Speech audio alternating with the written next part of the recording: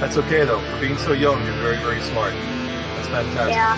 So keep up the good work, man, and stay flat, okay? Okay, I'm a flat earther.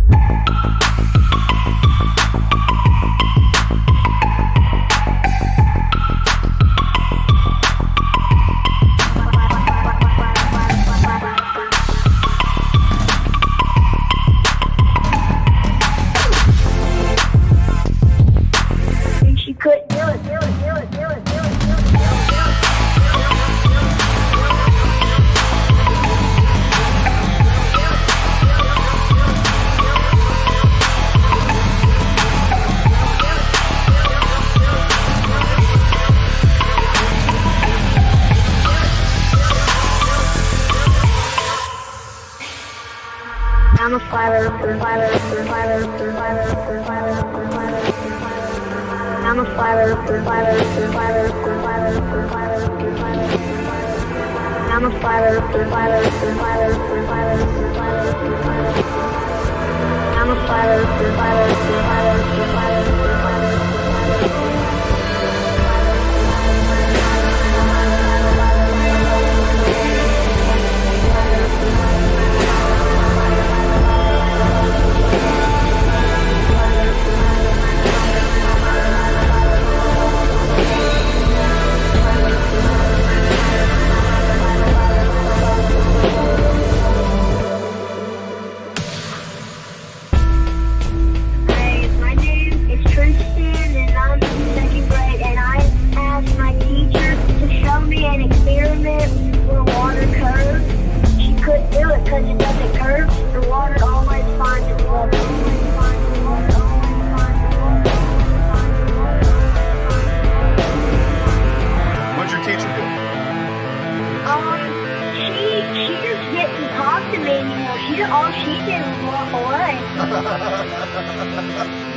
I was like, what is this about? What? That's okay though. For being so young, you're very, very smart. That's fantastic. Yeah. So keep up the good work, man, and stay flat, okay? Okay, I'm a flat earther.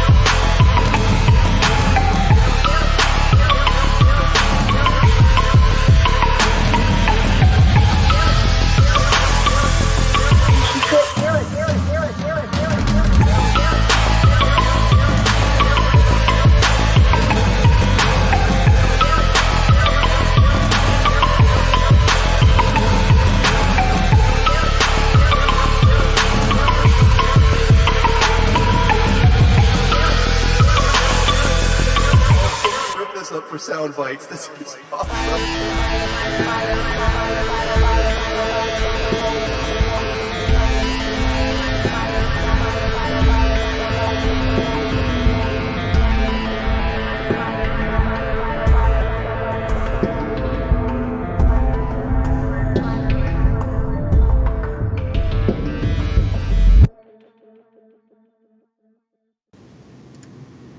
All right.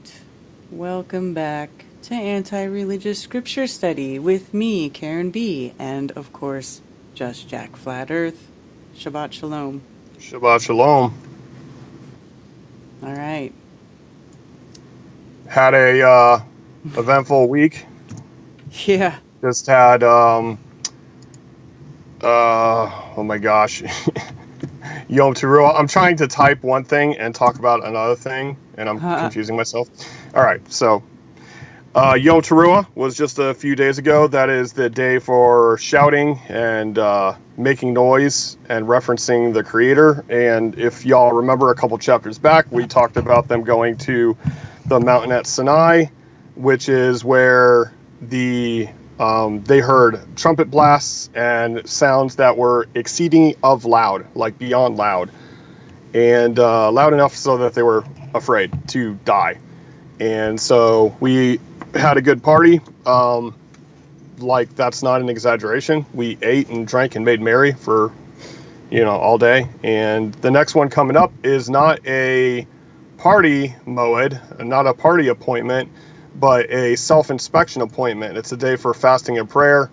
It's going to be sunset October 6th through 7th.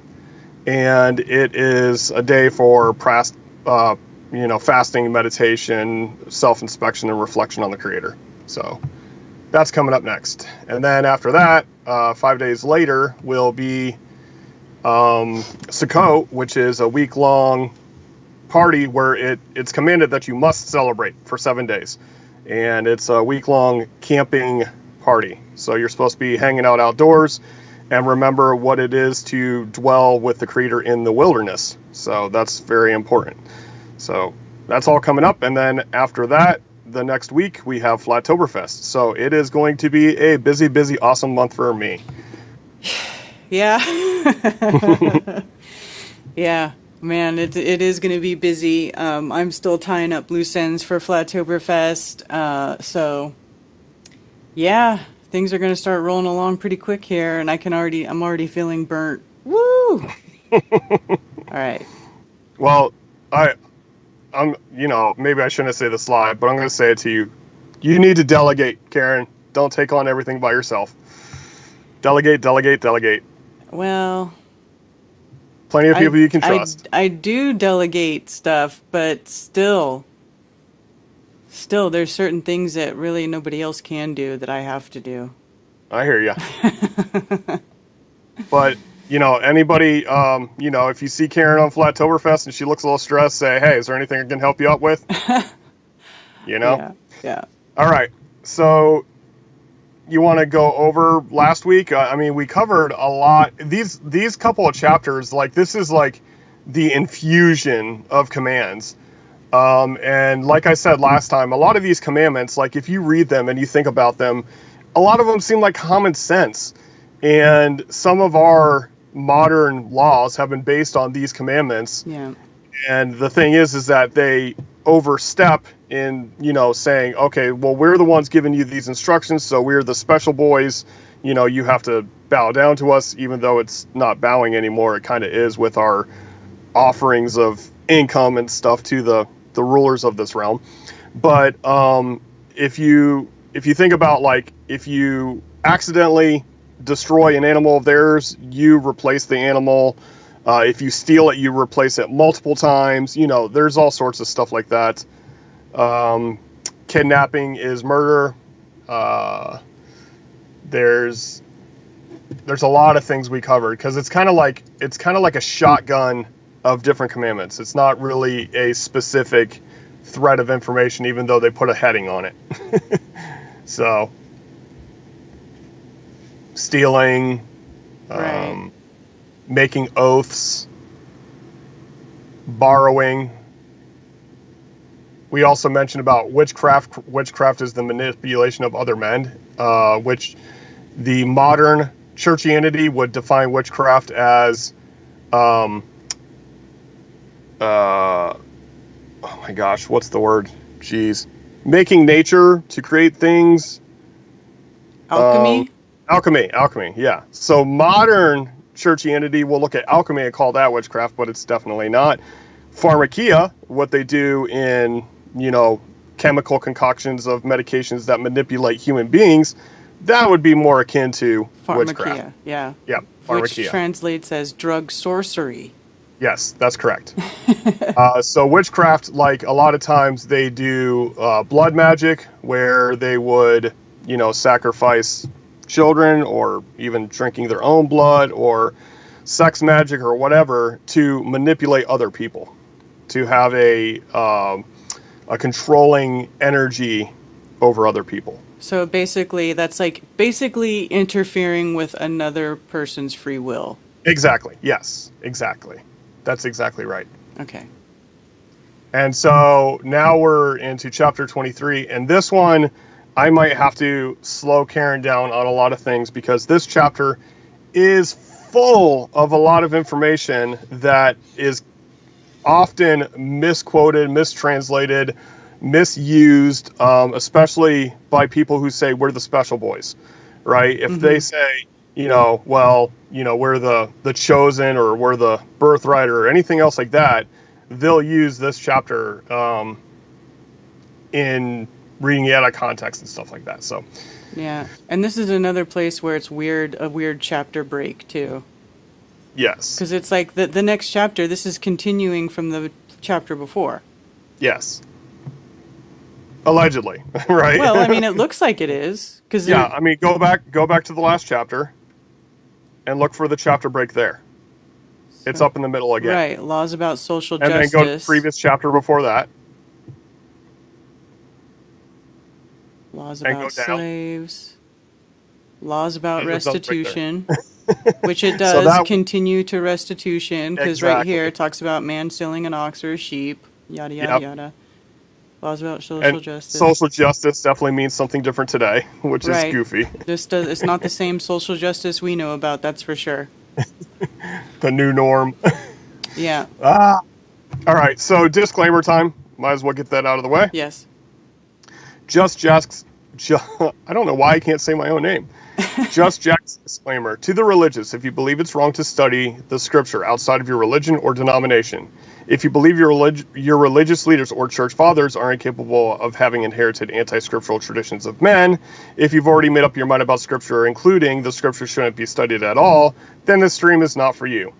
To others, if you are open-minded to others' opinions, if you haven't made up your mind about scripture, if you've been turned off to religion but believe there's truth in scripture that may have been changed or hidden by religion, if you live according to scripture and like to dig in and discover more, then this stream is for you. We are looking at scripture in the original language using concordances or dictionaries for root words, as well as context from a non-religion perspective. We will as well have life experience discussion. We are not here to argue with others about theology or doctrine by the traditions of men, including Catholicism, Christianity, or Judaism. We will be discussing the importance of origins and show how religions contradict the scriptures. There you go. All right. All right. Fantastic. Okay. All right. Chapter 23.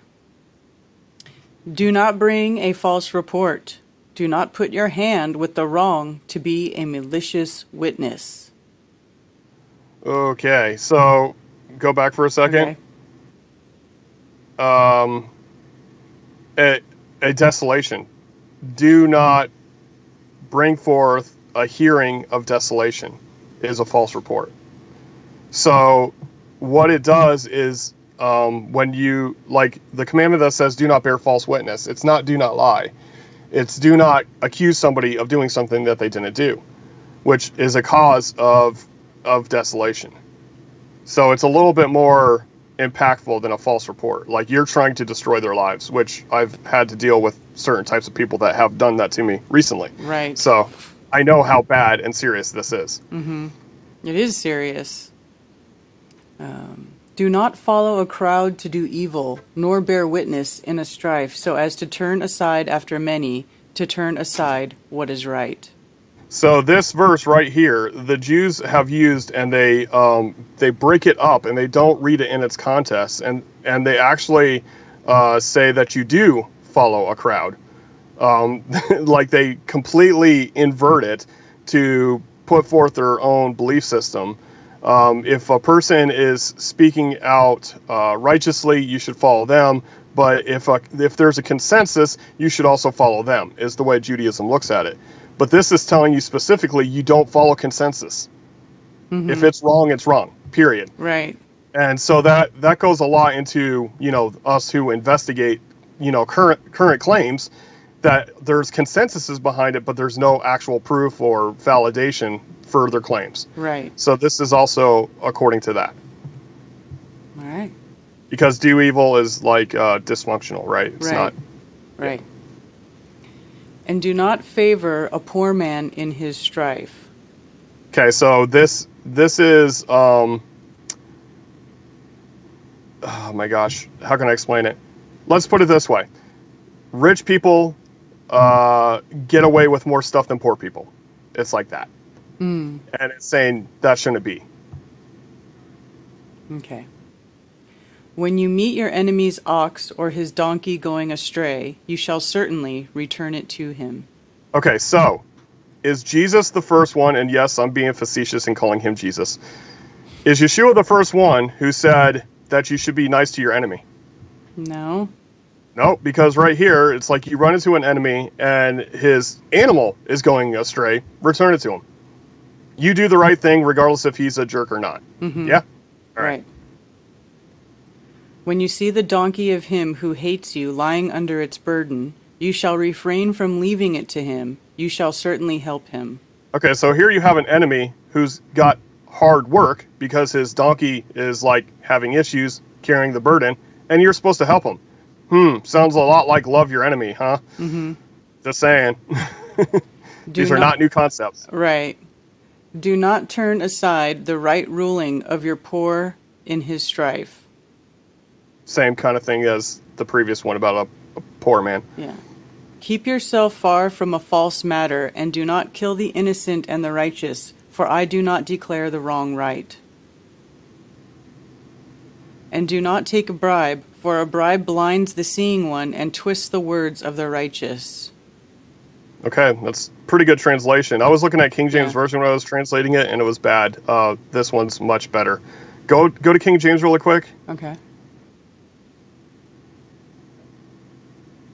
And thou shalt take no gift, for the gift blindeth the wise and perverteth the words of the righteous. So this is saying a gift. It's not a gift. Right. It's a bribe. It's literally a bribe. Right. The word for gift is natan. The word for bribe is sakad or shakad. Well, one you want something in return, and the other you don't. Exactly. That's exactly right. The definition, like if you go to the definition, it'll tell you to giving a gift for a favor. Right, so this is not a gift. This is a bribe. Right. Okay. But yeah, the Scriptures version did a good job of changing that word, thankfully. Yeah.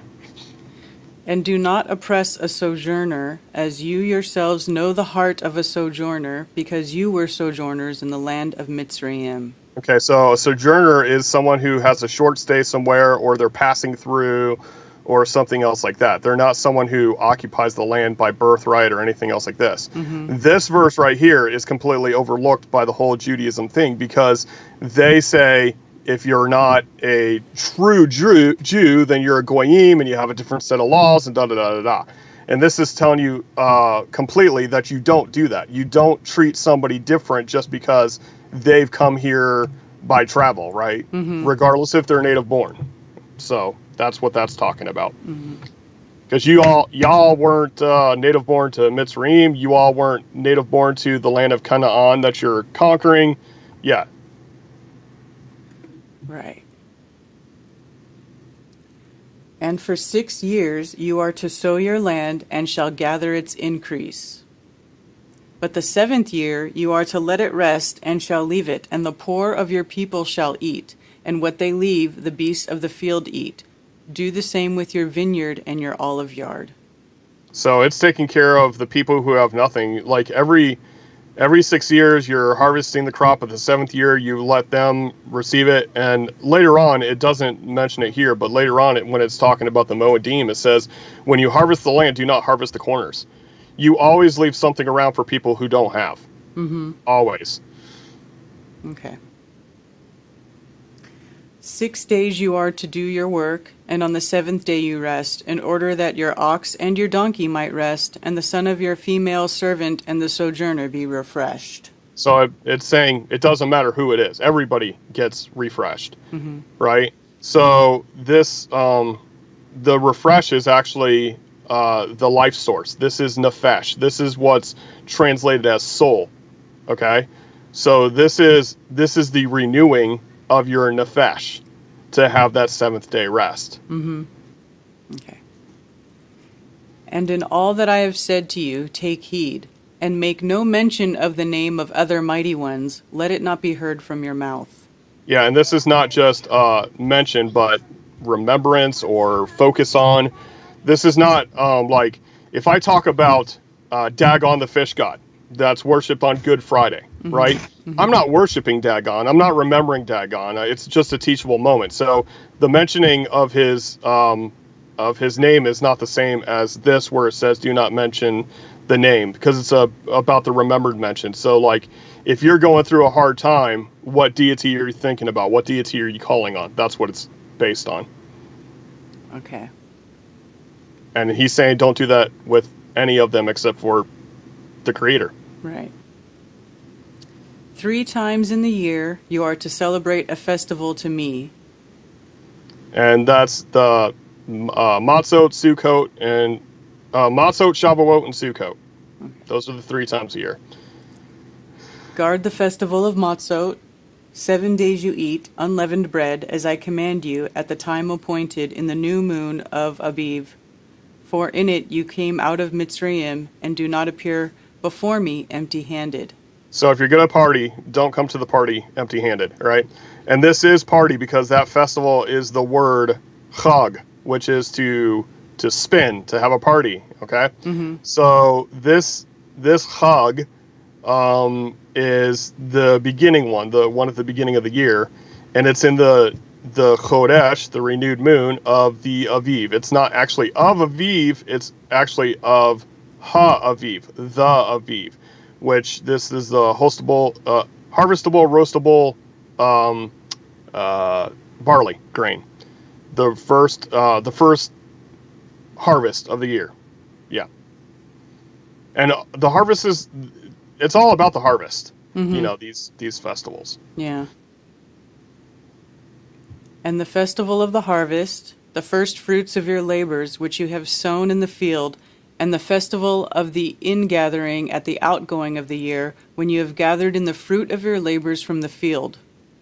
So that's Shavuot and Sukkot, right? As it says in the footnote. Yep. Matzot, Shavuot, Sukkot. Yep. All right. 3 times in the year, all your males are to appear before the Master Yehovah. And these are the mentioned remembrance. I don't think that's properly male. It's all that are remembered, those who are in the remembering of the Moedim, not just males, okay? Because it talks about, like, you know, the whole family's going. It's not just the dudes traveling and leaving their families behind to go party. It's the whole family, okay? All right. Do not slaughter the blood of my slaughtering with leavened bread, and the fat of my festival shall not remain until morning. Bring the first of the first fruits of your land into the house of Yehovah. Your Elohim do not cook a young goat in its mother's milk. Now, these are 2 separate commandments. They shouldn't be intertwined into one verse, because it doesn't, like, what does goat and mother's milk have to do with first fruits? Nothing. There's a pagan ritual of fertility where you do cook a kid in its mother's milk, like literally. And by this commandment, because this commandment gets re-quoted 3 times in the Torah, the Jews have said this is 3 different commandments about meat and cheese. And I'm sure you've heard about this. Like, they can't eat cheeseburgers. Oh, is this why they keep everything separate? Yes. And it's based off this specific command. Do not cook a kid in its mother's milk. It's mentioned 3 times in the Torah, so they made 3 different commandments about how to separate meat and cheese, meat and milk, which has nothing to do with this. They just make up a command. That's crazy, because they have whole kitchens that are like separate fridge, separate sink. Yep. All that. Yep. And it has nothing to do with this command, yet that is what it's based on. This is what they do. They take stuff out of context, make up their own laws, and they're like, well, we're the chosen people. We know how to interpret these things, so they make up their own stuff. Yeah, okay.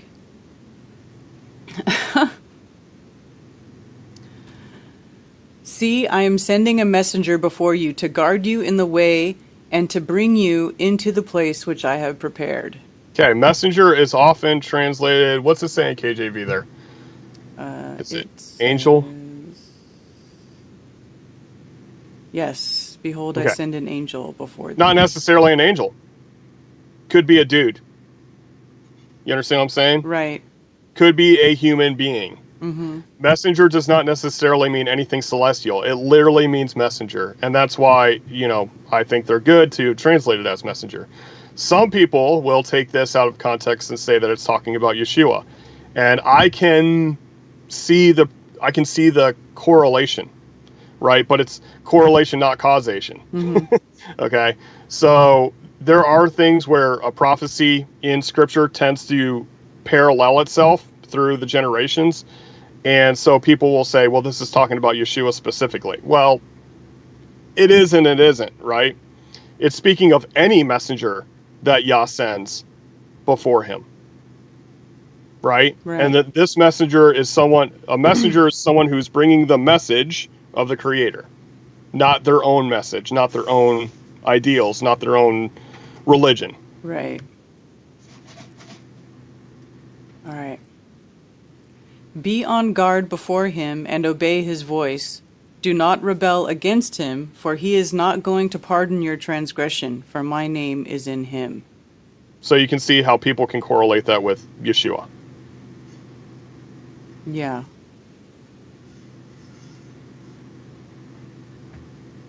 But if you diligently obey his voice and shall do all that I speak, then I shall be an enemy to your enemies and a distresser to those who distress you.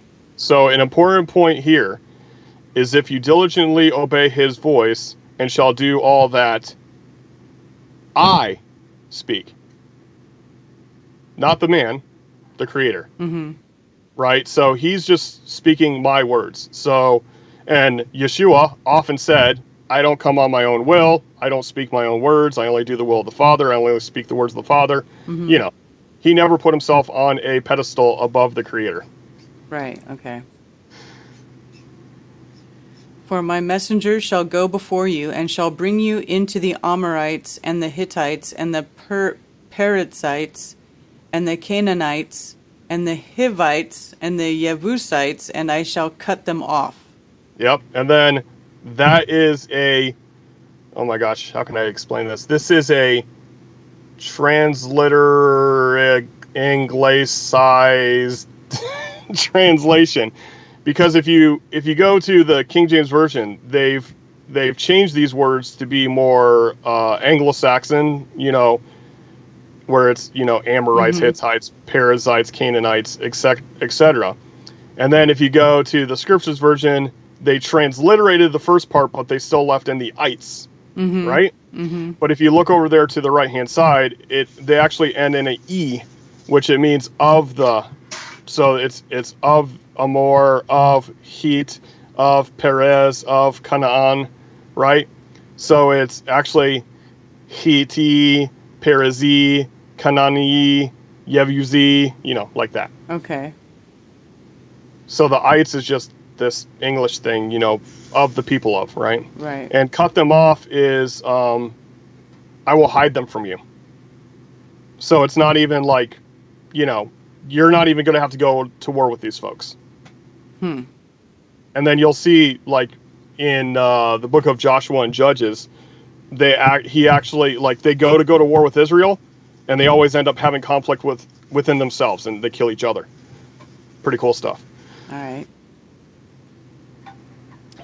Do not bow down to their mighty ones, nor serve them, nor do according to their works, but without fail overthrow them, and without fail break down their pillars. Yep.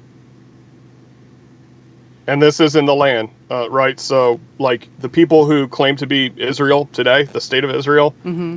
the fact that they have tons of monuments of other deities tells you that they're not the people of Yah, because they would have knock that stuff out. Right. And you shall serve Jehovah your Elohim, and he shall bless your bread and your water, and I shall remove sickness from your midst. Yep, and that's, I mean, if you read all the commandments of Yah and you keep them, sickness is going to be a distant memory. Like, it's very hard to get sick if you're focused on the Creator and doing the instructions that keep you well. None shall miscarry or be barren in your land, and I shall fill the number of your days. My wife and I have had a past, I hate using the term because it sounds Christianese, but a past ministry of praying for barren women who conceived within the next year. My wife will tell you, it's been lots of times where they couldn't have children, and then we prayed over them, and then they did. Because, you know, we do well to have lots of children, so. Yeah. I shall send my fear before you, and cause confusion among all the people whom you come, and make all your enemies turn their backs to you. So again, this is where I was talking about they have confusion, they start fighting amongst themselves, da-da-da-da. But it says, I will make all your enemies behead. Remember we were talking about, like, for the sake of the lamb, you sacrifice the donkey by beheading them? Mm-hmm. It's that same word. Okay. So, he's saying he's going to behead the enemies? Yeah. And I shall send hornets before you, and which shall drive out the Hivite, the Canaanite, and the Hittite from before you. Oh no, hornets. No. This is bumps or welts or infections, mold, mildew. It's anything that causes sickness and welting. Okay. So you can say that hornets cause a welt in the skin, but I don't like this translation at all. There's, like I was telling you before we went live, there's entire teachings on hornets because of this verse, and it's like, no, not even there. Huh. That's interesting. Because it even talks about, like, if you have, like, mold or mildew, which is the other translation, right, on pieces of clay pottery that you're supposed to break them and burn them up. You're not supposed to use them anymore. It's not hornets that they're breaking the clay pots for, right? So that's, yeah. And again, some places they translate it as hornets, and some places they translate it as mold, and some places they translate it as pestilence. You know, it just depends on the context. But I don't see hornets as being the logical choice here. I think that when he talks about sickness a few verses back, and then he talks about this one, yeah, I think it's infection or welting. Infect, welt, and infection of the skin, usually leprosy, Yep. mold, And then you got on the very bottom. hornet, from the welt when stung. Yeah, but I think every one of those times, all three times, it shouldn't have been hornet. Yeah. So, That's just random, though. The hornet seems kind of thrown in there. yep. Indeed. All right. Okay. I shall not drive them out before you in 1 year, lest the land become a waste, and the beast of the field become too numerous for you. Okay, what does this mean? This means if you have a land where people are dwelling, you don't have a lot of wild animals attacking because you have people defending off the towns and cities, and, you know, so they're keeping the population of wild animals down. If he wipes out all the people of the land that they're going to possess, which is a very large piece of land, then the wild animals will take over, and it'll be more of a complication to inhabit the land. All right.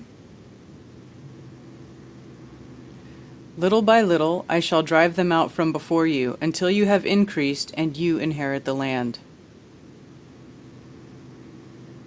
And I shall set your border from the sea of reeds to the sea of the Philistines, and from the wilderness to the river, for I shall give you the inhabitants of the land in your hand, and you shall drive them out before you. This is showing you that Israel used to be much, much bigger. The current land that they say is Israel now is very small in comparison. And this is not, again, the state of Israel is not the kingdom of Israel. I want to clarify that very clearly. Right. The current state of Israel has nothing to do with the kingdom of Israel according to the scriptures. Do not make a covenant with them, nor with their mighty ones. Yeah. So the political, economic system that we have definitely makes covenant with false deities, including the big G, right? Right. The financial deity, right? Right. Let them not dwell in your land, lest they make you sin against me when you serve their mighty ones, when it becomes a snare to you. There you go.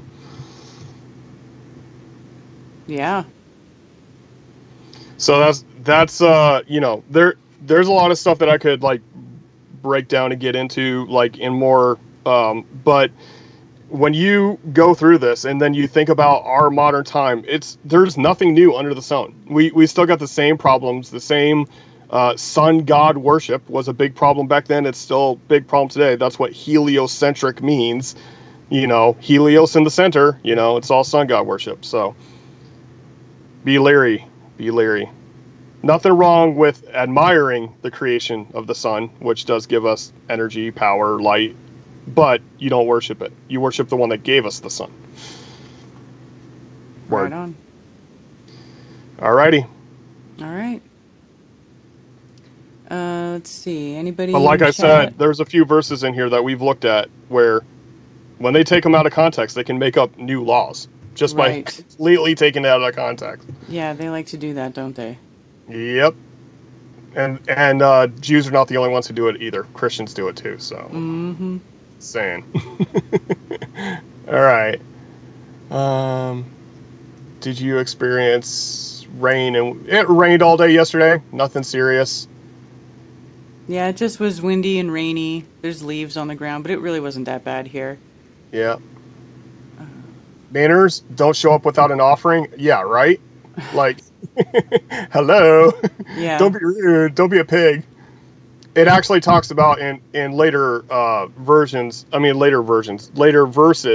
which I've read on here because we were talking about the Moedim, that it says that you use a portion of the tithe, and if the journey is too far for you to bring your tithe, because tithe can be in like animals, harvest, stuff like that, you exchange it into silver, you bring it up for the Moed, and then you spend it on whatever your soul lusteth after, even strong drink. Now that's King James Version. Lusteth after is just that of your desire. Okay. Mm-hmm. It's not lust. Okay. But you are supposed to party. You're supposed to enjoy yourselves and have a good time at these appointed times with the Creator. And he says, if you show up at the time that I give you, I'm going to show up. And from my own experience, I would say that's true. I've had some pretty extreme metaphysical experiences because of the time that Yah has set apart. Awesome. Hey, Bob. Yes, hey, Bob. Let's see.